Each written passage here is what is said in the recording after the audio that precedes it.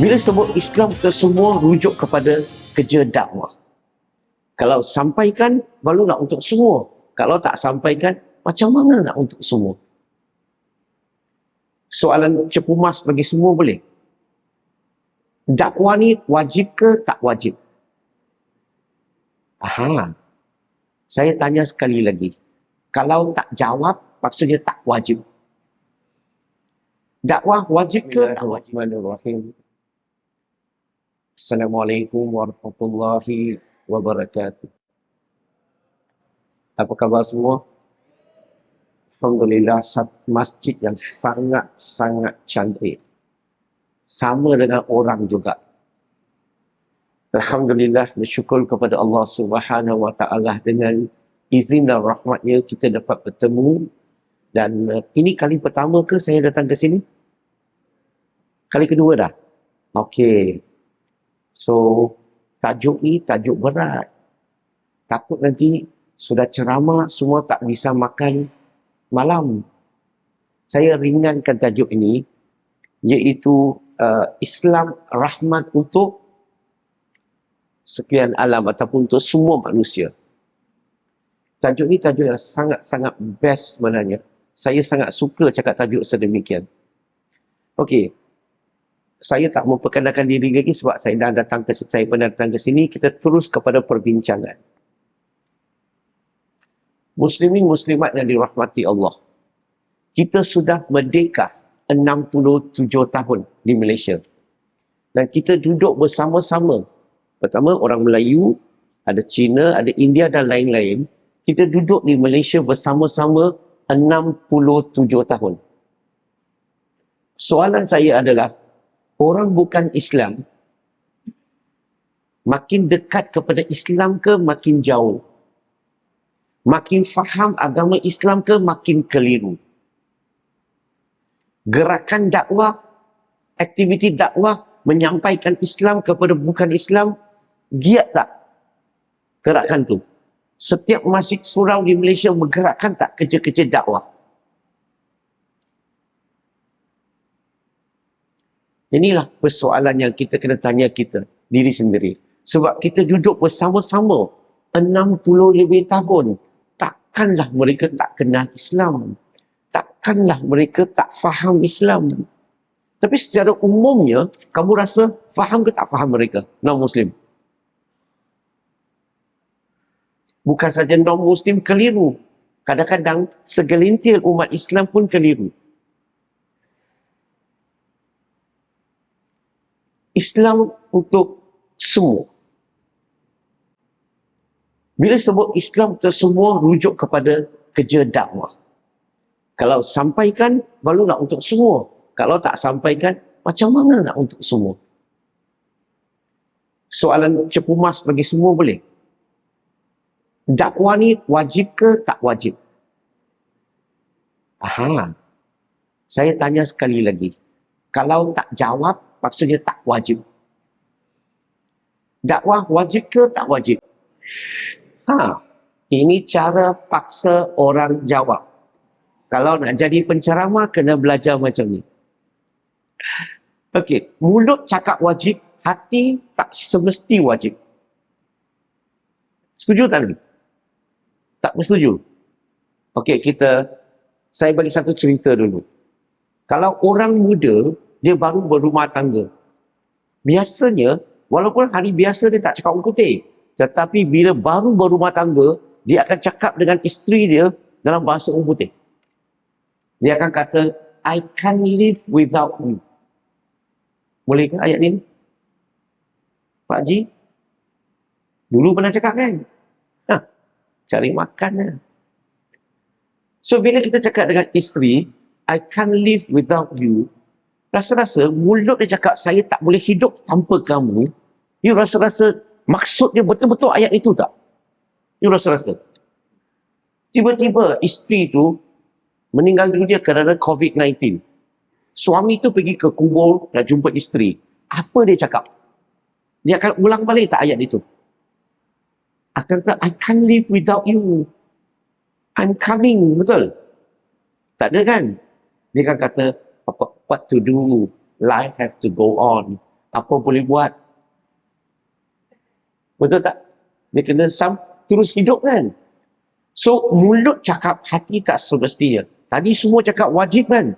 Mari kita test. Tengok mulutnya cakap dengan hati sama ke tak sama? Okey, contoh. Soalan sekarang, solat 5 waktu, fardu. Setiap hari 5 waktu fardu tu, wajib tu. Okey, solat wajib, 5 waktu wajib tu. Okey. Solat fardu tu wajib ke tak wajib dulu? Wajib ha? Boleh solat, sengaja tinggalkan solat. Dosa kecil ke dosa besar? Besar macam ni? Oh, besar macam ni, okey. Puasa dalam bulan Ramadan. Wajib ke tak wajib? Boleh puasa. Sengaja tinggalkan puasa. Dosa kecil ke dosa besar? Wah, orang sini hebat. Very good. Dakwah kepada orang bukan Islam. Wajib ke tak wajib? Taklah kuat. Tadi banyak kuat mah. Selama ini kita menyampaikan tak dakwah kepada orang bukan Islam. Halo? Kita kumpul dosa kecil ke dosa besar? Ini dipanggil TDK. Tara kuat. Nampak? Mulut cakap, hati tak semestinya. Kita kata wajib, hati tak semestinya wajib.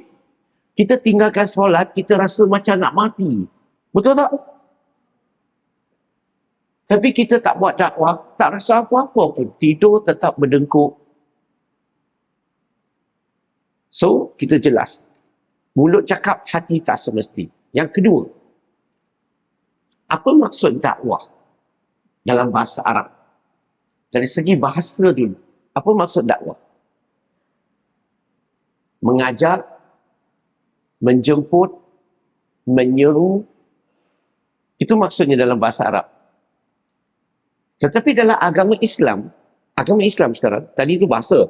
Dalam agama Islam, dakwah maksudnya apa?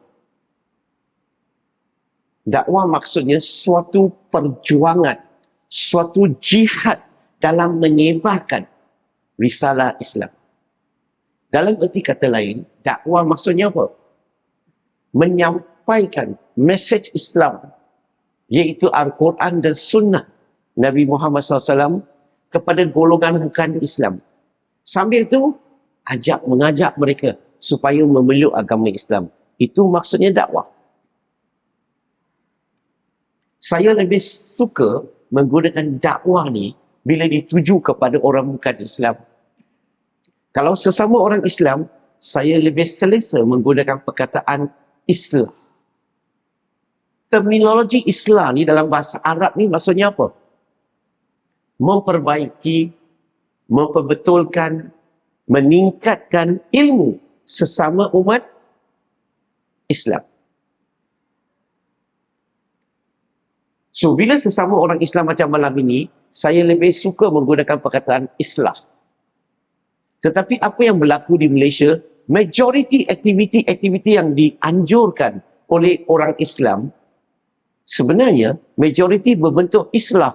Tetapi kita letak banner besar-besar, dakwah dalam masyarakat majmur.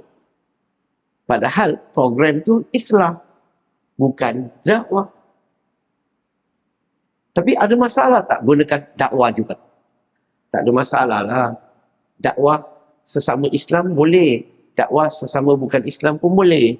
Dakwah luaran boleh. Dakwah dalaman boleh. Tak kisahlah apa perkataan. Apa tujuan saya asingkan kedua-dua perkataan ini? Kenapa saya asingkan kedua-dua perkataan ini? Supaya kita semua di sini, mungkin kali pertama dalam hidup kita, mungkin kita dapat menilai diri kita setakat ini. Saya dah hidup sampai usia berapa? Semua tahu kan? Berapa banyak kerja-kerja dakwah, faham tak dakwah? Kepada golongan bukan Islam, yang kita pernah terlibat secara teratur. Berapa banyak kerja-kerja islah yang kita pernah terlibat secara teratur. So hari ini, malam ni, semua dah dapat jawapan tak? Bayangkan ya, kalau saya bagi 1 hingga 0 hingga 5, kamu bagi berapa markah kepada diri kamu sendiri? Tak payah cakap, tak payah cakap, cakap dalam hati saja. Ramai tak di kalangan kita telah lalai daripada tanggungjawab yang telah diamanahkan oleh Allah dan Rasul kepada kita untuk menyampaikan? Ingat lagi tak khutbah yang terakhir? Hadis itu sangat panjang kan? Khutbah yang terakhir tu. Dihadiri tidak kurang daripada 110,000 para sahabat. Itu tidak kurang daripada 110,000, dia lebih.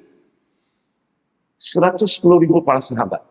Nabi tanya kepada semua sahabat yang hadir, adakah aku telah sampaikan Islam kepada kamu semua? Mereka jawab, ya Rasulullah. Adakah aku telah sampaikan Islam kepada kamu semua? Dia kata, ya Rasulullah. Nabi tanya lagi, adakah aku sampaikan Islam kepada kamu semua? Mereka kata, ya Rasulullah. Berapa kali? Nabi nak memastikan, Nabi telah sampaikan mesej Islam kepada semua sahabat. Dan kalau kita baca hadis tu, kemudian sebut apa? Nabi kata, pergilah. Sampaikan kepada mereka yang tiada di sini. Soalan saya, di kalangan 110,000 para sahabat, mereka faham tak mesej atau arahan Nabi, perintah Nabi? Faham ke tak faham? Faham. Apa bukti faham? Mengikut kajian ulama Islam mengatakan bahawa kubur sahabat daripada 110,000 tu hanya tinggal 10,000 saja kubur mereka di tanah Arab. 100,000 di luar tanah Arab. Maksudnya apa? Maksudnya para sahabat betul-betul faham perintah Nabi. Selepas khutbah itu, ada di kalangan mereka terus bergerak daripada tanah Arab. Bergerak dengan apa? Ada yang jalan kaki, ada yang dengan unta, dengan kuda, apa-apa kenderaan saja. Mereka terus bergerak keluar daripada tanah Arab. Buat apa? Pergi menyampaikan risalah Islam kepada mereka yang Islam. Mereka pergi sampaikan. Ada di kalangan mereka sekadar balik rumah, ambil barang-barang penting, barang-barang berharga, bawa anak bini, dan mereka bergerak terus keluar tanah Arab. Buat apa? Pergi menyampaikan.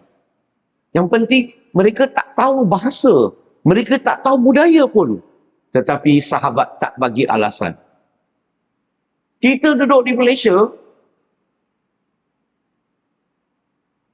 kita dah duduk bersama dengan golongan bukan Islam. Saya tak suruh keluar pun. Ini suruh sampaikan kepada orang Malaysia aja. Sebab di Malaysia ni, kita sekurang-kurangnya mempunyai 13 juta orang bukan Islam. Dengan semangat ini, Islam telah sampai ke setiap kawasan, setiap penjuru dunia. Pergilah mana-mana negara, jumpa tak Islam? Kamu pasti jumpa Islam. Mana-mana negara, jumpa tak Islam? Jumpa Islam. Ini disebabkan para sahabat yang memahami perintah Nabi. Dan mereka pergi menyampaikan. Tak ada bagi alasan. Dan Islam juga sampai ke tanah Melayu, betul? Sampai ke Malaysia. Sebab itulah ramai orang Islam, ramai orang Melayu di Malaysia beragama Islam. Boleh dikatakan majoriti beragama Islam. Tapi masalahnya bila Islam sampai ke Malaysia, Islam telah sebarkan kepada rakyat Malaysia, Islam yang asli telah berubah bentuknya. Apa maksud Islam yang asli telah berubah bentuk? Islam yang asli adalah Islam agama dakwah. Tetapi dia telah ubah bentuk jadi agama yang tunggu orang dakwah kita. Tunggu golongan bukan Islam dakwah kita. Agama dakwah telah ubah. Di Malaysia secara umumnya, lebih kurang 30 tahun yang lalu, masa saya mula berkaji agama Islam, saya tak nampak kerja-kerja dakwah yang dijalankan di Malaysia. Tak nampak.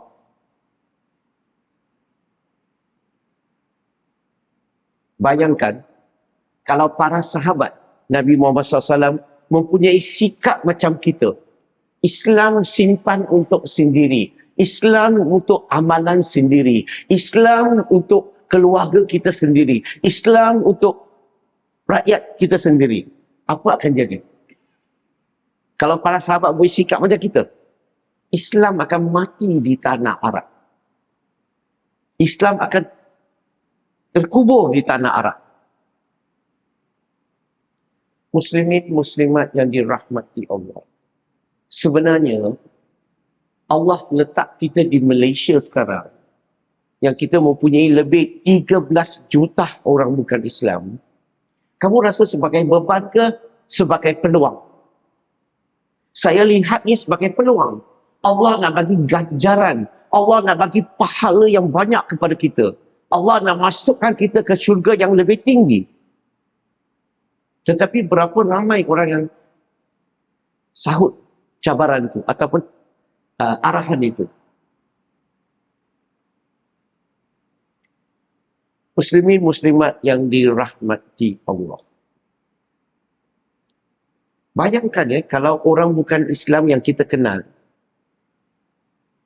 kalau mereka meninggal dunia dalam kekufuran, rasa-rasa mereka akan lepaskan kita tak di padang mahsyar nanti? Rasa-rasa? Percayalah kata saya, pasti mereka akan dakwa kita, akan saman kita di depan Allah Subhanahu Wa Taala. Dia akan kata apa? Ya Allah, ini jiran saya, kita duduk 30 tahun. Tak pernah satu perkataan Islam pun mereka cerita kepada saya. Ini kita belajar kat sekolah ni. Dari sekolah rendah sampai sekolah mendengar. Berapa tahun ni? Ada yang sampai universiti lagi. Ini kita selalu buat program. Ada buat jual barang, kita kerjasama. Jual beli, kita kerjasama. Ini buat insurans. Okay? Ini kita ni business partner. Kita kawan berpuluh-puluh tahun. Tak pernah mereka cerita Islam kepada saya, ya Allah. Kejamnya mereka, ya Allah. Ya Allah, saya mohon satu perkara, ya Allah. Saya tak kisah masuk neraka. Hanya saya tak puas hati kalau mereka ni masuk syurga. Mintalah, ya Allah, bawalah mereka, tariklah mereka, heretlah mereka bersama-sama dengan aku ke api neraka.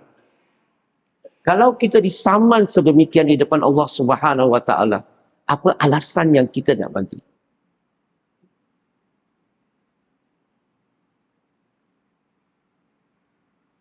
Muslimin, muslimat yang dirahmati Allah, walaupun saya cakap begini, macam mana saya cakap pun, percayalah, selepas ceramah ini, segala perkara kembali kepada biasa. Jangan risau. Kalau kamu nak kembali kepada biasa, dengar ayat ini dulu.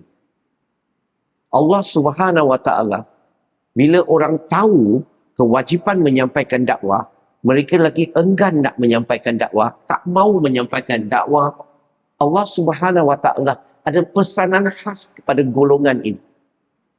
Dan saya harap tak ada sesiapa di sini masuk dalam golongan itu. Allah ada pesanan khas. Bayangkan, kamu tak nak menyampaikan dakwah, Allah ada pesanan untuk kamu. Apa pesanan tu? Dalam surah Al-Baqarah, surah kedua, ayat 140 dan juga 159. Yang bermaksud Allah kata, siapa yang lebih zalim daripada mereka yang menyembunyikan, menutup kebenaran daripada golongan bukan Islam. Allah tidak lalai sesuatu apapun mereka lakukan. Satu ayat lagi, Allah sebut Allah akan melaknatkan golongan yang menyembunyikan kebenaran. Muslimin, muslimat yang dirahmati Allah, saya tidak doakan sesiapa di sini, saya hanya kata, bagi tahu bahawa kalau kita dah tahu kewajipan kita, masih lagi kita berterusan bagi alasan, maka kita kena jawab di depan Allah Subhanahu Wa Taala. Nak tanya sikit boleh tak? Orang sini ada niat tak nak menyampaikan dakwah? Cakap dulu. Tak faham saya cakap Cina. Ada niat tak nak menyampaikan dakwah? Alah ke taklah? Ada niat tak ni? Ada kan? Sebenarnya kan ada niat tu lah yang penting. Mula dengan niat dulu. Setuju tak? Bila ada niat, dah dapat pahala. Ada niat, dah dapat pahala. Kenapa kita susah nak start dakwah? Kenapa kita susah nak mulakan dakwah? Sebab ramai di kalangan kita, kefahaman perkataan dakwah ni, definasi dakwah tu, itu yang menakutkan kita. Yang buat kita, aku tak pandai cakap, aku tak hafal ayat, aku takut cakap nanti dia marah, nanti tak jadi kawan. Macam-macam, betul? Sebab kefahaman kita mengenai definasi dakwah tu ada kesilapan sedikit. Nah, bila sebut tentang dakwah ni, sebenarnya definasinya adalah menyampaikan dakwah mengikut keadaan diri kita. Menyampaikan dakwah ikut keadaan diri. Dan buat yang terbaik mengikut kemampuan. Itu saja. Apa maksud mengikut keadaan kita diri sendiri? Apa maksud buat terbaik mengikut keadaan? Saya bagi contoh. Kalau seorang makcik yang jual pisang goreng kat tepi jalan. Okey? Makcik tu boleh menyampaikan dakwah tak? Boleh. Macam mana? Pakai kemas. Bila sediakan, bersih. Okey? Kita bagi servis yang baik. Nampak orang, apa khabar? Makcik, sihat. Servis yang baik, dia beli lebih, tambah kasih dia lebih sikit. Okey? So, tiap-tiap petang, orang nak minum petang, nak makan pisang goreng, karipap dan sebagainya, dia fikir siapa? Makcik Islam tu. Ataupun makcik Melayu tu. Betul ke? Bila kata Melayu Islam lah kan, secara umumnya di Malaysia kan. So dia kata, wah saya nak beli dengan makcik Islam tu. Kenapa? Wah saya selesa lah tengok rupa dia. Baik hati dia. Peramah. Dia bersih. Sedap. Bukankah makcik telah menyampaikan dakwah? Nama baik dapat tak? Sebab itulah hadis Nabi Muhammad SAW, Nabi sebut tentang apa? Sebaik-baik di kalangan kamu adalah mereka yang paling berguna untuk masyarakat. So makcik ni berguna tak untuk masyarakat? Maka makcik ni menyampaikan dakwah tanpa punya cakap pun. Tahu tak budaya Melayu? Budaya Melayu ni ada sangat banyak budaya yang sangat cantik. Sebenarnya itu budaya pun boleh digunakan sebagai dakwah. Contoh. Contoh. Anak jumpa mak bapak. Biasa dia buat apa? Betul ke?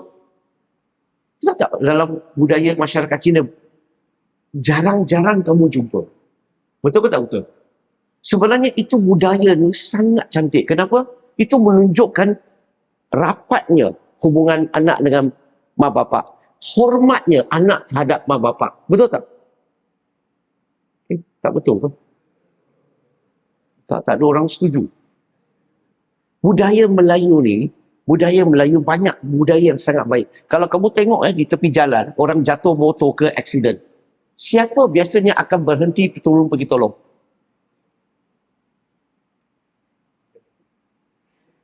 Orang Islam. Bila berlakunya kematian, biasanya kita pergi tak? Ziarah. Kita pergi bantu tak? Bila ada pernikahan, apa kita buat? Kita jiran, saudara mara semua akan pergi tolong. Betul? So, cantik tak budaya tu? Maka budaya itu juga boleh digunakan untuk dakwah. Okey, majoriti kita sini makan gaji kan? Kerja contohnya lah kan? Atau kita jadi bos pun tak kisah. Poin di sini adalah bila kalau kita makan gaji, sikap kita apa? Kita ada niat tak? Kita niatkan kita kerja ni sebagai ibadah kepada Allah Subhanahu Wa Taala. Ada niat itu ke tidak? Sebagai ibadah. Sebab kalau kita niat itu sebagai ibadah, kita nak pastikan duit yang kita untung tu, kita nak pastikan dia halal. Pastikan ada cop jakim dia halal. Tak adalah cop jakim dan cukup cakap aja ceramah. Maksudnya, kita nak pastikan duit yang kita dapat tu halal. Macam mana halal? Masuk awal, balik lambat. Macam mana halal? Pastikan time kita kerja tu, yang dia bayar gaji 8 jam tu, kita kerja buat yang terbaik mengikut kemampuan. Kalau kita terambil masa untuk solat, terambil masa untuk kadang-kadang telefon dengan kawan atau buat kerja lain selain pada kerja yang sebenarnya, kita ganti balik tak masa. Sebab Tokey tak bayar gaji you cakap telefon dengan kawan. Tokey tak bayar gaji kamu ambil lebih masa untuk solat. Betul ke tak betul? Yang kita curi masa tu kira apa? Halal ke tak halal? Dan bila kita kerja, kita baik dengan rakan sekerja. Bila kita, contohnya kita bawa makanan sarapan pagi, kadang-kadang kita masak lebih, kita share dengan staff. Itu dakwah. Dan kita sanggup membantu satu sama lain. Kita ikhlas, kita rajin, kita peramah. Apa akan jadi kalau ada staff sedemikian dalam satu office? Orang-orang bukan Islam, orang Islam pun akan pandang kamu. Wow. Orang Islam yang sangat bagus. Orang Islam yang sangat jaga adab. Sangat jaga solatnya. Orang Islam yang sangat... Orang nampak. Oh tidak, orang nampak kita tanpa kita cakap apa-apa pun. Nampak tak peribadi kita? Nampak tak Islam? So, dakwah tu tak susah kan? Tapi kenapa kita susah nak start? Itu yang masalahnya. Kenapa susah nak start? Kadang-kadang ada setengah-setengah manusia, you kena cakap sesuatu yang untuk gertak dia, baru dia start. Ada setengah-setengah manusia, tak perlu gertak. Dia faham, dia akan laksanakan kerja dakwah. Contoh, bayangkan ada sebuah hadis dalam Sahih Bukhari. Hadis ini sebut tentang sekiranya kita mempunyai tiga ciri ini, okay? 3 ciri ini, kita akan dapat merasai kemanisan iman. Apa ciri itu? Cinta kepada Allah dan Rasul lebih daripada segala-galanya. Ada tak ciri-ciri ini? Semua ada kan? Kedua, cinta kepada manusia kerana Allah. Yang ketiga, benci dan jatuh ke dalam kekufuran. Kalau kita ada ciri-ciri ini, kita akan dapat merasai kemanisan iman. Saya tak ada masa nak kupas ketiga-tiga, saya kupas yang kedua saja. Cinta kepada manusia kerana Allah. Kita nampak orang bukan Islam, kita baik tak dengan mereka? Kita bina hubungan tak dengan mereka? Bina jambatan tak dengan mereka?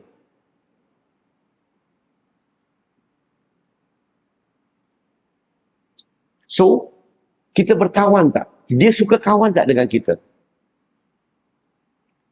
Kalau kita ada cinta terhadap manusia kerana Allah, kita akan menyampaikan tak? Mungkin saya bagi contoh lebih mudah.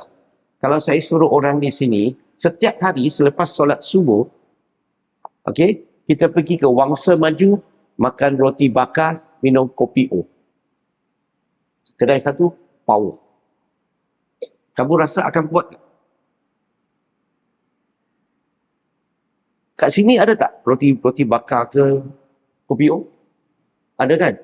So kamu rasa pergi Wangsa Maju ni kerja pandai ke kerja bodoh? Jawab, tak tahu dulu. So ramai kata kerja bodoh ya. Cuba bayangkan kekasih kamu, girlfriend kamu atau boyfriend kamu, dia kerja kat itu cafe tu, restoran tu. Kamu rasa pergi sana sambil makan dapat jumpa dia, dapat cakap sikit-sikit, kamu rasa itu kerja pandai ke kerja apa? Kerja bodoh sekarang. Kamu rasa buang masa tak? Buang tenaga tak? Tak rasa kan? Sebab apa? Sebab ada cinta. Maksud saya, kalau kita tak ada cinta manusia kerana Allah, jiran kita tak akan cakap Islam. Orang yang kerja satu office pun kita tak akan cerita tentang Islam. Berapa rapat dengan pun kita tak akan cerita tentang Islam. Kenapa? Sebab kita tak ada cinta. Sebab itulah kalau tak percaya, cuba tengok. Setiap kali selepas solat, kita baca wirid, zikir, doa. Betul? Ada tak sesiapa di sini, kita doakan, Ya Allah, bagilah hidayah kepada jiran saya, Acong. Depan rumah saya, David. Kita baca tak nama, kita doakan. Semoga Allah bagi hidayah kepada mereka. Doa pun tak ada. Kenapa kita begitu kedekut? Taklah sampaikan doa pun tak boleh. Sebab cinta tak ada. Sebab itulah pepatah Melayu kata, bila cinta itu sudah melekat, naik kucing rasa coklat. Betul? Bila cinta itu sudah tak jadi, coklat rasa naik kucing.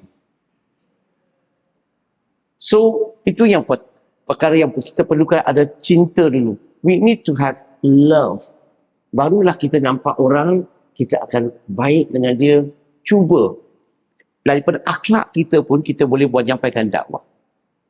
Tapi ramai akan bagi alasan. Brother Lim, saya tak pandai. You ingat saya lahir sudah boleh cakap tak? Halo? Macam mana saya boleh cakap? Macam mana saya boleh baca? Saya pergi belajar mah. So kamu tahu, jalan keluar untuk tak pandai, belajar. Pergi kursus, pergi hafal, pergi ikut guru. Dalam sekelip mata, kamu akan jadi pandai.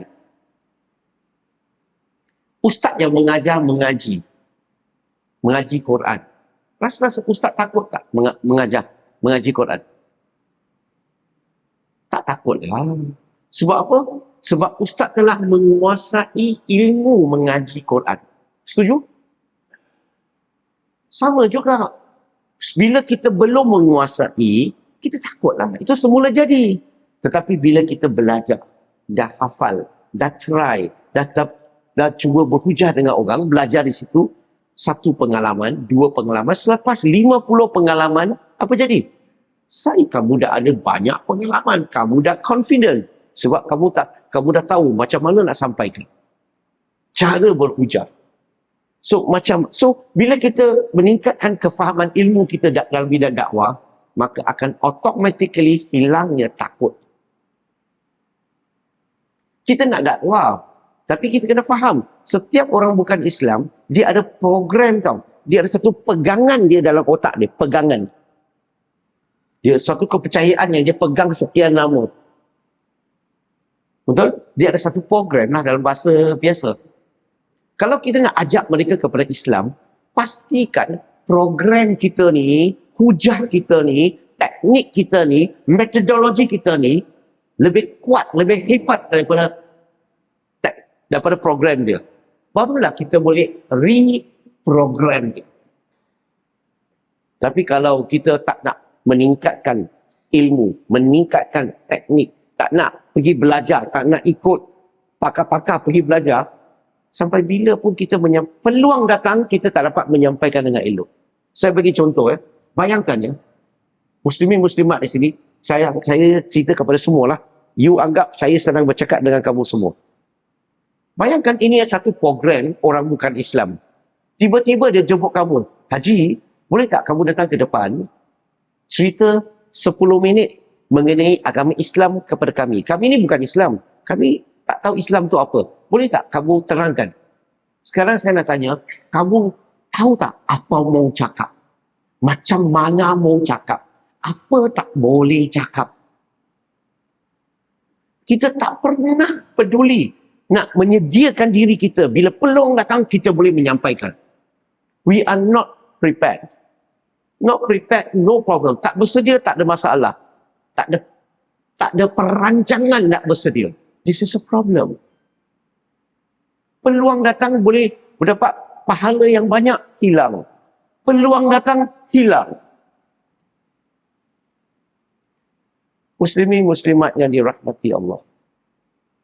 Saya bagi satu contoh. Kita bagi laluan azan dulu, nanti kita sambung sikit lagi insya-Allah. Boleh sambung sikit lagi? 5 minit. 10 minit pun boleh. Okey, satu perkara yang saya nak bagi tahu kepada muslimin muslimat, kalau kita tengok banci 2010. Okey? 14 tahun yang lalu di Malaysia. Kalau kita tengok di Malaysia pada masa itu, kita ada lebih kurang, orang Islam ada lebih kurang 18 juta di Malaysia. Kalau kamu tengok statistik di Malaysia, semasa merdeka, masyarakat Cina dekat 40%. Plus minus lah. Hari ini tahu tak, tahun lepas punya statistik, Cina di Malaysia tinggal berapa? Tinggal 22.6% saja. Artinya, lagi 20 tahun, 30 tahun yang akan datang, masyarakat Cina di Malaysia akan kurang sampai 15% ke 14% macam tu. Berarti, so kalau kita tengok banjir 2010 ni, tadi saya sebut tadi, orang Islam 18 juta. Masyarakat Cina di Malaysia pada masa itu lebih kurang 7 juta saja. Daripada 7 juta tu, yang masuk Islam 42,000. Artinya orang Cina di Malaysia ada 42,000 kalau ikut banci itu. Tetapi Cina di Malaysia yang memeluk agama jiran, tahu agama jiran tak? Agama Nasrani? Agama Kristian lah. Cakap jiran tak faham. Biasanya saya kalau boleh tak nak sentuh nama agama lain. Sebaik-baiknya elak lah. Kalau tak faham terpaksa lah cakap. Orang yang memeluk agama Kristian 700,000. Apa maksudnya? Kalau lihat 42,000 dengan 700,000, berarti satu Cina masuk Islam, 16 Cina masuk Kristian. Apa yang kita dapat lihat? Kita kalah 16-1. Di mana? Negara kita, negara Islam. Betul? Kita majoriti ke mereka majoriti? Kita majoriti. 16-1 di negara Islam, kita majoriti, mereka super minority. Yang paling teruk, kebenaran kalah kepada kebatilan. Tauhid kalah kepada syirik. Sekarang saya nak tanya muslimin-muslimat di sini, Islam tak betul ke orang Islam yang lemah? Saya tak tahu. Mu'alaf tanya, mukallaf jawab. Saya akhiri dengan satu cerita kepada muslimin-muslimat. Ada satu cerita, kisah mengenai seorang raja. Raja ni sangat hebat, sangat berjaya.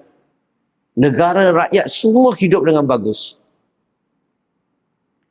Raja ni sampai usia tua, tak ada anak lelaki untuk mewarisi taktanya. So apa jadi?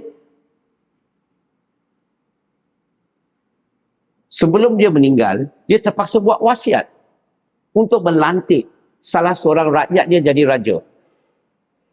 Rakyat. Kedua, satu penggal. 5 tahun. Yang ketiga, selepas 5 tahun ini, dia kena buang pulau. Okay? Pulau ni penuh dengan binatang liar. Dia kena hidup di sini 5 tahun. Barulah dia boleh jadi rakyat biasa balik. So, bila raja tu meninggal, istana bagi tahu rakyat, siapa nak jadi raja? Baca dulu syarat ni. Siapa setuju, sign. Ada seorang lelaki angkat tangan, dia mau jadi raja. Maka dia dilantik sebagai raja. Wah, bila jadi raja, enjoy lah. Tak payah masak, orang siapkan. Orang suap lagi. Enjoy, minum, party, perempuan. Wow. Sekelip mata, 5 tahun habis. Pegawai istana terpaksa bawa raja ni, datang raja lagi lah. Dia dah habis penggal dia. Maka hantar dia ke pulau. Lepas dia kat pulau. Dia kena duduk sini 5 tahun. Lepas tak sampai 3 saat dia dengar suara dia. Tolong, tolong. Tak ada lagi bunyi. Penuh dengan binatang liar kan. Lelaki kedua jadi raja. Oh, dia lagi hebat daripada yang pertama. Dia enjoy kau-kau. Dia minum, dia perempuan, dia menindas rakyat, dia dadah, dia buat semua jahat. Habis 5 tahun enjoy, buang pulau. Dengar suara dia 1 minit. Mungkin dia pandai lari lah. Ketiga, seorang lelaki muda, 20 tahun angkat tangan. Orang tua cakap, orang muda jangan. Kamu boleh hidup sampai tua. Jadi raja 5 tahun, buang pulau, habis kamu. Itu orang muda kata, aku tak peduli, aku nak jadi raja. Maka apa jadi? Dia dilantik sebagai raja. Tahu tak apa dia buat bila jadi raja? Tahun pertama, dia hantar berpuluh-puluh pemburu binatang. Hantar ke pulau tu, pergi buru semua binatang dulu. Tahun kedua, dia hantar kontraktor pergi buat jalan cantik-cantik, landscape, tak jalan tar kat pulau tu. Tahun ketiga, hantar petani, peternak, nelayan, semua dekat situ. Buat apa? Buat semua tu. Buat tanaman, buat ternakan dan sebagainya. Tahun keempat, dia bina istana, dia bina Disneyland, dia bina pawagam, hospital, sekolah. Semua yang perlu dia bina cukup-cukup di situ. Tahun kelima sebelum habis dia punya term tu, dia hantar 99% harta di sini hantar kat pulau. Lepas tu dia hantar 99% pegawai dia di sini semua hantar ke pulau. So bila habis jadi raja, pegawai istana hantar dia ke pulau ini, dia jadi apa di pulau? Halo? Apa pengajaran cerita ni? Adakah kita hari ini, kita masih lagi berkelakuan seperti raja pertama, raja kedua? Pergi kerja, balik, pergi enjoy, tengok bola, tengok TV, main game, tu.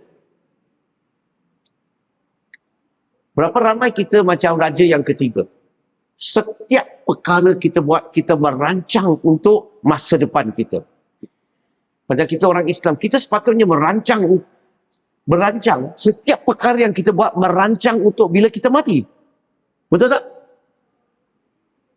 So, fikir-fikirlah. Kita nak jadi raja pertama, kedua, ataupun nak jadi raja yang ketiga.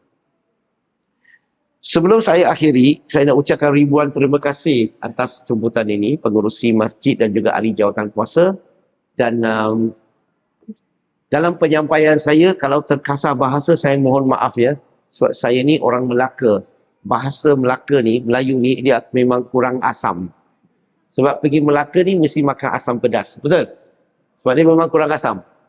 So, sebelum saya berhenti, nak bagi tahu saya terpaksa bergerak terus sebab saya sedang bagi latihan bawa 16 negara pendakwa ke Malaysia, bagi latihan kepada mereka daripada 8 pagi hingga 10 malam, tiap-tiap hari sebulan. Ada peserta yang sampai ke airport sekarang, sangkut dekat immigration. Saya kena pergi untuk menguruskan beberapa perkara. So, kalau tidak mereka akan tak tahu sangkut sampai bila. Esok kita start dah training. So, ini terpaksa kena pergi. So, saya tak stay. Hanya pegawai saya kat belakang. Siapa-siapa yang minat nak baca buku tulisan saya amat galakkan baca buku purple ini. Tak ada masa nak cerita. Buku kuning ini. 40 akhlak Nabi yang terbaik.